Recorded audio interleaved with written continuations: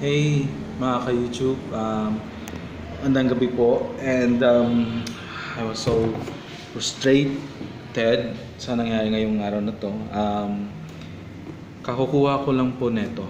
Okay, sa mga previous na videos ko, pinakita ko po doon yung aking Crossman pistol na aking nabili sa aking kaibigan, and then yun, so wala pa akong budget ngayon. Meron akong Crossman na airgun, yung mahabang barrel. So ang ginawa ko, nakapag-trade in ako kasi wala yung scope. Nakipag-trade in po ako sa scope. And sobrang happy po ako kasi na trade in ko po ito. It is a what is this? Tasco. Okay, 6x20x42. Kanina, naghintay po ako ng 3 oras para na makuha ito for trade-in. Nakuha ko po siya. Sobrang excited po ako. Mayroon lang po dito sa loob na parang pagtitingnan po natin mayroong dust. Okay? So ginawa ko, actually hindi po kasama yung mount at yung cover. Dali-dali po akong pumunta sa mall at pinilan ko po ng cover, yung ito't ganito. And then nang dumating ako sa ganitong lugar, sa isang room dito sa school, ay dali-dali ko po siyang lininisan. Yun. So, ginawa ko po,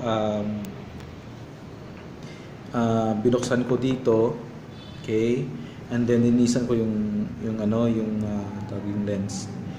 Hindi ko napansin dito sa loob mayroong crosshair. So, paalala lang po sa mga kapatid po natin na gumagamit ng airgun, may crosshair po dito. Huwag nyo pong bubuksan at being excited na tutusukin, or akala ko kasi po mayroong crystal dito and then sa loob yung crosshair. Hindi po pala. Pagbukasan din dito, crosshair agad. So ginawa ko, I put my finger inside and I heard and I feel may nag-slap o may naputol. And as I open it, as I watch it, sabi ko, oh my OMG, kanina sobrang disappointed ako until now. Tingnan po natin. I will turn off the light. Okay, and titingnan po natin kung anong meron. Hopefully makita ninyo. Ayun, sira na po. See? So meldat siya, sana sira na dahil sa alikabok and without proper knowledge, charged experience. Now, so sobrang disappointed ako, and sabi na ng kaibigan kong umaayos ng airgun, sabi niya dalhin mo dito and lagyan natin ng crosshair, pero hindi na siya mildat. Pag sana mayroong mga sirang nito, kukunin namin yung crosshair, ilagay namin dito. But the question is, kailangan ko pang bumili ng mga sira, and we don't have. Mayroon dito, pero if nagkakalaga siya ng 1,000, 1,500, di ba? Wala nga akong budget, kaya nga nakapag-trade in ako. So paalala lang sa mga kapatid kong mga mahilig sa airgun, alam ko, sabihin niyo sa akin na bobo. So ayos lang po yun, I admit it. Sa mga hindi pa nakakaalam, if you want na, kasi may attitude na tao na gusto niya ma-discover, nagkakamali, so isa pa ako doon. Be sure, at least ngayon may alam na kayo, crosshair dito.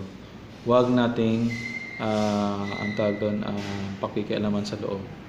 So thank you po sa panonood, and hopefully na magsilbing aral po yung nangyari sa aking scope. If sana maayos ng maganda, makapag-work siya ng perfectly, kahit cross na lang, kahit walang melda, at least magamit ko siya. Ito gumagana both side, and yung crystal niya clear. Okay, so I'll lagay ko ito sa aking Crossman. I'll just buy yung niya, yung dito. Siguro sa next month na pag mayroong budget ko dito, lalagay ko dito yung mount. Thank you so much sa panonood po. Ito po si Dave ng Airgun Era for Happiness.